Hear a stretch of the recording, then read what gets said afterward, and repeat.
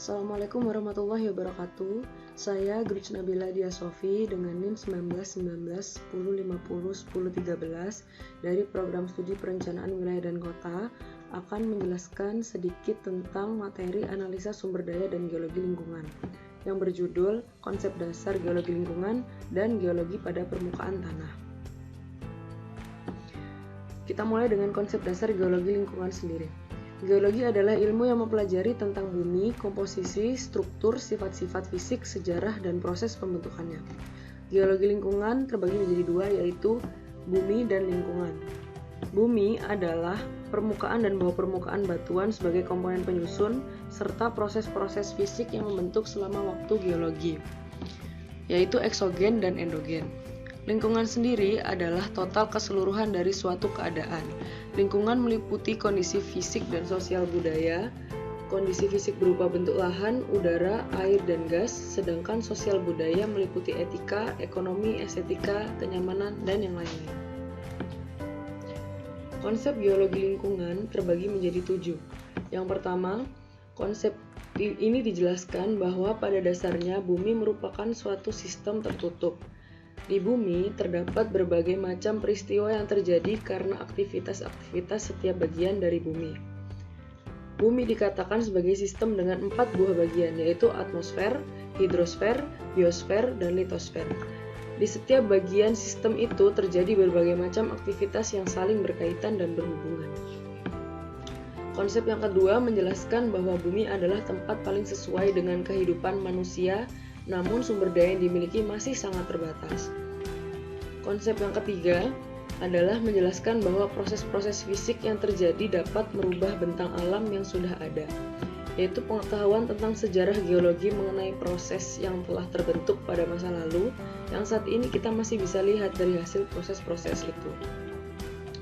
Konsep keempat menjelaskan tentang proses alam yang dapat membahayakan kehidupan manusia. Sebagai contoh, aktivitas gunung berapi, yaitu dalam keadaan meletus, tsunami, erosi, longsor, gempa bumi, dan lain sebagainya. Semua bencana itu merupakan dampak dari proses-proses yang terjadi di bumi, karena bumi merupakan suatu sistem yang terus bergerak. Konsep kelima menjelaskan tentang perencanaan lahan dan pengairan harus mempertimbangkan beberapa aspek. Perencana harus berusaha memperhatikan keseimbangan antara pertimbangan segi ekonomi dan dari segi yang lain seperti estetika. Pertimbangan sumber daya alam dan evaluasi keindahan sebuah kawasan sebelum dilakukan pembangunan menjadi bagian penting dalam teori environmental impact atau dampak lingkungan. Konsep yang keenam menjelaskan tentang dampak dari penggunaan lahan yang cenderung tertumpuk. Konsep yang terakhir yaitu konsep ketujuh menjelaskan tentang komponen dan faktor-faktor yang berhubungan dengan pemahaman tentang lingkungan. Perbedaan dalam mempertimbangkan suatu pembangunan sebuah wilayah yang dapat digolongkan menjadi 3 kategori, yaitu fisik, biologis, dan fungsi kedaya gunaan. Faktor fisik yaitu pertimbangan keadaan geografis, proses geografis, proses hidrologi, tipe batuan dan tanah, dan klimatologi. Yang kedua yaitu faktor biologis, yaitu pertimbangan aktivitas makhluk hidup terutama tumbuhan dan hewan, perubahan keadaan biologis atau proses spasial analisis terhadap informasi. Dan yang terakhir adalah faktor fungsi kedaya gunaan, yaitu kegunaan lahan, estetika, keterkaitan antara aktivitas manusia dengan faktor fisik dan biologis, dan peraturan yang mengatur lingkungan. Materi yang kedua adalah geologi pada permukaan tanah. Yang pertama ada lapisan tanah yang memiliki 4 bagian, yaitu yang pertama lapisan atas, lapisan tengah, lapisan bawah, dan lapisan batuan induk. Lapisan atas biasanya berwarna gelap dan kehitam-hitaman, tebalnya antara 10-30 cm. Lapisan ini merupakan lapisan tersubur karena adanya bunga tanah atau humus. Lapisan tanah atas atau topsoil merupakan bagian yang optimum untuk kehidupan tumbuhan-tumbuhan. Semua komponen-komponen tanah terdapat di lapisan ini, yaitu mineral sejumlah 45%, bahan organik sejumlah 500%, air antara 20-30%, dan udara dalam tanah antara 20-30%. Yang kedua ada lapisan tengah. Lapisan tengah biasanya berwarna lebih cerah daripada lapisan di atasnya, dan lapisan ini terbentuk dari campuran pelapukan yang terletak di lapisan bawah dengan sisa material topsoil yang terbawa air. Mengendap sehingga bersifat lebih padat dan sering disebut dengan tanah liat. Yang ketiga ada lapisan bawah. Lapisan bawah warnanya lebih cerah dan lebih padat daripada tanah lapisan atas. Lapisan tanah ini tebalnya antara 50-60 cm. Lebih tebal dari lapisan tanah atas, sering disebut tanah cadas 1, cadas atau tanah keras. Di lapisan tanah ini kegiatan jasad hidup mulai berkurang. Biasanya ditumbuhi tanaman berumur panjang dan berakar tunggang dalam dan panjang agar mencapai lapisan tanah. Yang terakhir adalah lapisan batuan induk. Batuan induk merupakan batuan asal dari tanah.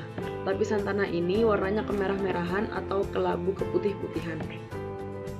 Lapisan itu dapat pecah dan diubah dengan mudah, tetapi sukar ditembus oleh akar. Di lereng-lereng gunung, lapisan itu sering terlihat jelas karena lapisan atasnya telah hanyut oleh air hujan. Semakin ke dalam lapisan ini merupakan batuan pejal yang belum mengalami proses pemecahan. Pada lapisan ini tumbuhan jarang bisa hidup. Struktur tanah. Tanah adalah bagian kerak bumi yang tersusun atas mineral dan bahan organik. Tanah sangat berperan dalam kehidupan makhluk hidup di bumi karena tanah membantu pertumbuhan tumbuhan dengan menyediakan hara, air, dan unsur-unsur yang diperlukan tumbuhan untuk hidup. Sekaligus sebagai penopang akar tanah juga menjadi habitat hidup bagi makhluk mikroorganisme. Dari segi klimatologi, tanah memegang peranan penting sebagai penyimpan air dan menekan erosi. Meskipun tanah sendiri juga dapat tererosi, komposisi tanah berbeda-beda pada satu lokasi dengan lokasi yang lain, dan udara merupakan bagian dari tanah.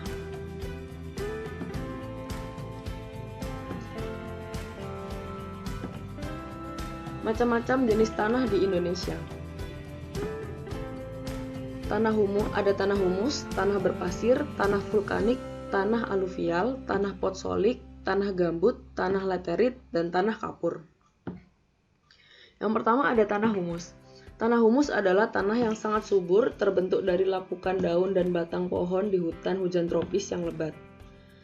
Tanah berpasir. Tanah pasir adalah tanah yang bersifat kurang baik bagi pertanian yang terbentuk dari batuan beku serta batuan sedimen yang memiliki butir kasar dan berkerikil. Tanah aluvial atau tanah endapan. Tanah aluvial adalah tanah yang dibentuk dari lumpur sungai yang mengendap di dataran rendah yang memiliki sifat tanah yang subur dan cocok untuk lahan pertanian. Tanah potsolit. Tanah potsolit adalah tanah subur yang umumnya berada di pegunungan dengan curah hujan yang tinggi dan bersuhu rendah atau dingin. Tanah vulkanik atau tanah gunung berapi. Tanah vulkanis adalah tanah yang terbentuk dari lapukan materi letusan gunung berapi yang subur, mengandung zat hara yang tinggi. Jenis tanah vulkanik dapat dijumpai di sekitar lereng gunung berapi. Selanjutnya ada tanah laterit. Tanah laterit adalah tanah tidak subur yang tadinya subur dan kaya akan unsur hara, namun unsur hara tersebut hilang karena larut dibawa oleh air hujan yang tinggi. Tanah mediteran atau tanah kapur. Tanah mediteran adalah tanah sifatnya tidak subur yang terbentuk dari pelapukan batuan yang kapur. Dan yang terakhir adalah tanah organosol. Tanah organosol adalah jenis tanah yang kurang subur untuk bercocok tanam yang merupakan hasil bentukan pelapukan tumbuhan rawa. Jenis-jenis tanah. Yang pertama ada tanah vulkanis, yang terdiri dari tanah andosol, tanah regosol, dan tanah aluvial atau tanah endapan. Tanah andosol, proses terbentuknya sendiri dari abu vulkanis yang telah mengalami proses pelapukan. Ciri-cirinya warna kelabu hingga kuning, peka terhadap erosi, dan sangat subur. Pemanfaatannya sebagai lahan pertanian, perkebunan, hutan pinus atau cemara. Persebarannya biasanya di Sumatera, Jawa, Bali, Lombok, Halmahera, Nusa Tenggara Barat, dan Sulawesi. Tanah regosol. Proses terbentuknya dari endapan abu vulkanis baru yang memiliki butir kasar. Ciri-cirinya berbutir kasar, berwarna kelabu hingga kuning, dan kadar bahan organiknya rendah. Pemanfaatannya biasanya untuk pertanian padi, palawija, tebu, dan kelapa. Persebarannya di lereng gunung berapi, pantai dan bukit pasir pantai yang meliputi Pulau Sumatera, Jawa, Nusa Tenggara. Tanah aluvial atau tanah endapan. Proses terbentuknya adalah dari tanah hasil erosi atau lumpur dan pasir halus di daerah-daerah dataran rendah. Ciri-cirinya warna kelabu dan pekat terhadap erosi. Pemanfaatannya biasanya sebagai lahan pertanian, sawah, dan palawija. Persebarannya ada di Sumatera, Jawa bagian utara, dan Halmahera, serta Kalimantan Barat. Yang kedua ada tanah organosol yang meliputi 1 tanah humus, 2 tanah gambut. Tanah humus proses terbentuknya adalah dari hasil pembusukan bahan-bahan organik. Ciri-cirinya warna kehitaman, mudah basah, mengandung bahan organik, sangat subur. Pemanfaatannya sendiri sebagai lahan pertanian. Persebarannya ada di Lampung, Jawa Tengah bagian selatan, Kalimantan Selatan, dan Sulawesi Tenggara. Yang kedua ada tanah gambut. Proses terbentuknya adalah proses dari hasil pembusukan tumbuhan atau bahan organik di daerah yang selalu tergenang air atau rawa-rawa. Ciri-cirinya bersifat sangat asam, unsur hara rendah sehingga tidak subur. Pemanfaatannya biasanya untuk pertanian pasang surut. Persebarannya sendiri ada di pantai timur Sumatera, Kalimantan, Sulawesi, Halmahera, Seram, Papua, dan pantai selatan. Yang ketiga ada tanah litosol atau tanah berbatu-batu. Proses terbentuknya adalah dari pelapukan batuan beku dan sedimen yang masih baru atau belum sempurna, sehingga butirannya masih besar atau kasar. Ciri-cirinya tekstur tanahnya beraneka ragam dan pada umumnya berpasir, tak bertekstur, warna kandungan batu, kerikil dan kesuburan bervariasi. Pemanfaatannya sendiri masih alang-alang, bisa untuk hutan. Persebarannya ada di Jawa Tengah, Jawa Timur, Madura, Nusa Tenggara, Maluku, Sulawesi, dan Sumatera. Yang keempat ada tanah podzol. Proses terbentuknya tanah podzol ada di daerah yang memiliki suhu rendah dan curah hujan yang tinggi. Ciri-ciri warna pucat, kandungan pasir sangat tinggi, sangat masam, pekat terhadap erosi, kurang subur. Pemanfaatannya adalah untuk pertanian palawija. Persebarannya biasanya di Kalimantan Tengah, Sumatera Utara, dan Papua. Yang kelima ada tanah laterit. Proses terbentuknya adalah tanah yang tercuci air hujan, sehingga unsur hara telah hilang, meresap, dan mengalir ke dalam tanah. Ciri-cirinya tidak subur. Pemanfaatannya biasanya untuk hutan jati. Persebarannya ada di Yogyakarta, Priangan Selatan di Jawa Barat, Pegunungan Kendeng di Jawa Tengah, Kediri, Madiun, Nusa Tenggara.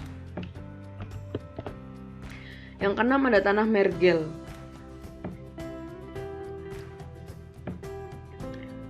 Dan yang keenam ada tanah mergel. Proses terbentuknya dari hasil campuran pelarutan kapur, pasir, dan tanah liat karena peristiwa air hujan. Ciri-cirinya tidak subur. Pemanfaatannya untuk hutan jati. Persebarannya di Yogyakarta, Priangan Selatan di Jawa Barat, Pegunungan Kendeng di Jawa Tengah, Kediri, Madiun, dan Nusantara. Mohon maaf untuk tanah laterit.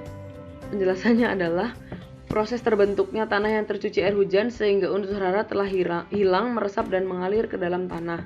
Ciri-cirinya adalah warna coklat kemerah-merahan, tidak subur. Pemanfaatannya untuk lahan pertanian.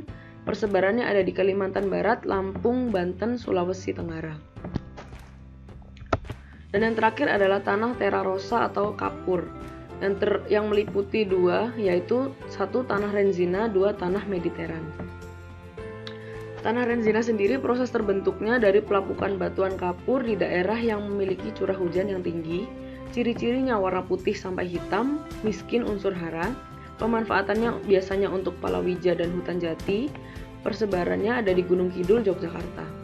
Dan yang terakhir adalah tanah mediteran. Proses terbentuknya hasil pelapukan batuan kapur keras dan sedimen. Ciri-cirinya warna putih kecoklatan, keras, dan tidak subur. Pemanfaatannya biasanya untuk pertanian tegalan atau hutan jati. persebarannya sendiri ada di pegunungan Jawa Timur, Nusa Tenggara, Jawa Tengah, Sulawesi, Maluku, dan Sumatera. Saya kira cukup untuk penjelasan saya untuk dua materi analisa sumber daya dan geologi lingkungan ini. Mohon maaf bila banyak salah kata dan ada yang kurang. Semoga bermanfaat. Wabillahi taufiq wal hidayah. Wassalamualaikum warahmatullahi wabarakatuh.